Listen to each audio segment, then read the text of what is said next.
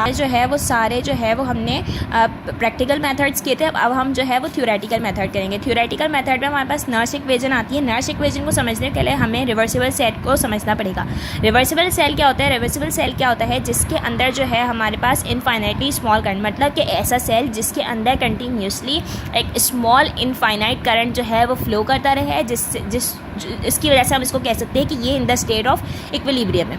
उसके बाद हमारे पास साइंटिस्ट है गिब्स और हेल्महोल्ट्ज। उन्होंने क्या कहा था कि जब हमारे पास इलेक्ट्रिकल एनर्जी होगी, जो इलेक्ट्रिसिटी से जो एनर्जी निकलेगी वो रिवर्सिबल सेल की is directly proportional to the free energy. मतलब हमने पढ़ा था कि energy can neither be created not destroy in any chemical reaction but it can change from one form to another form.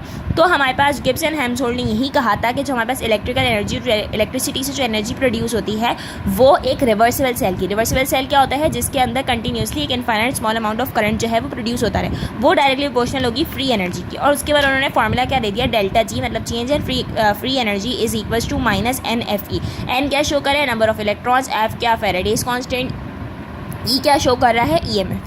अब हमारे पास जब हम थर्मोडायनेमिक्स पढ़ते हैं, मतलब कि हमने जो फर्स्ट या सेकंड ईयर में थर्मोडायनेमिक्स पढ़ा था उसके अंदर हमने ये इक्वेशन देखी थी A + B which gives off C + D। और थर्मोडायनेमिक्स की एक जनरल इक्वेशन थी delta G is equals to delta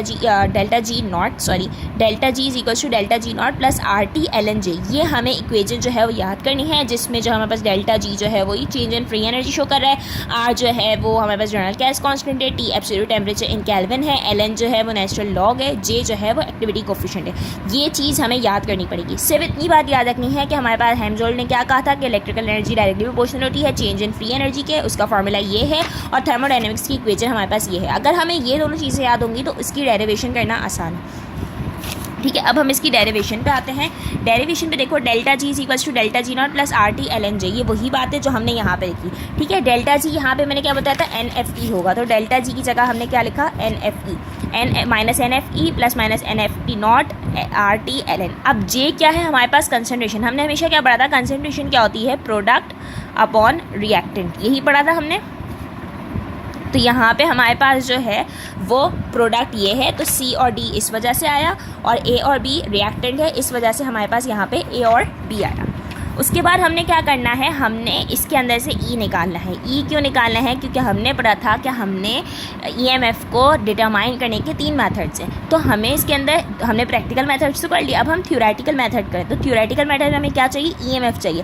तो EMF को करने के लिए हम क्या करेंगे? इसको हटाएंगे। इसको हटाने के लिए क्या करना पड़ेगा? हमने सबको जो है वो माइनस NF से डिवाइड करना पड़ेगा। जब सबको माइनस NF से डिवाइड करेंगे तो ये वाली कंसनट्रेशन है ये कैपिटल हो जाएगी, मतलब कि यहाँ पे ये छोटी पावर्स में लिखी हुई है तो ये बड़ी हो जाएगी। तो यही हमने सबको डिवाइड किया, माइनस NF, तो ये क्या हुआ? NF से NF कैंसिल, तो E बचा, NF से NF कैंसिल, माइनस से माइनस कैंसिल, तो E नॉट बचा। यहाँ पे प्लस माइनस माइनस आया, RT NF ln ऐसे ही CDS। ठीक है, अब एक बात याद रखनी है, हम कैलकुलेटर में ln पुट नहीं कर सकते, हम कैलकुलेटर में हमेशा लॉग पुट करते हैं। तो ln को लॉग में कन्वर्ट करने के लिए हमारे पास जो है वो ये बात याद रखना कि RT/F और ln ये इक्वल होता है हमारे पास 0.0591।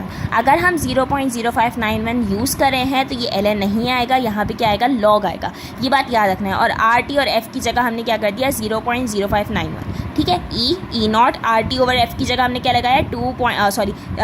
2 देखो ये हमारे पास क्या था? RT/NF multiply by ln। ठीक है, अब हमने क्या करना है? हमें एक बात ये कांस्टेंट है कि अगर हमें ln को log में कन्वर्ट करना है तो यहाँ पे ऑटोमेटिकली 2.303 आ जाता है। ln को log में कन्वर्ट करने के लिए 2.303 एक फैक्टर है। तो हम क्या करेंगे? हम ln को log में कन्वर्ट करने के लिए 2.303 RT/F करेंगे। सही है, जब हम इसके अंदर इसके कॉन्स्टेंट्स पुट करेंगे ना तो इसका आंसर आएगा 0.0591। अब समझ आया? तो हमने RT/F ln की जगह log, सही है, तो हमारे पास क्या आ गया? 0.0591, और नीचे n है।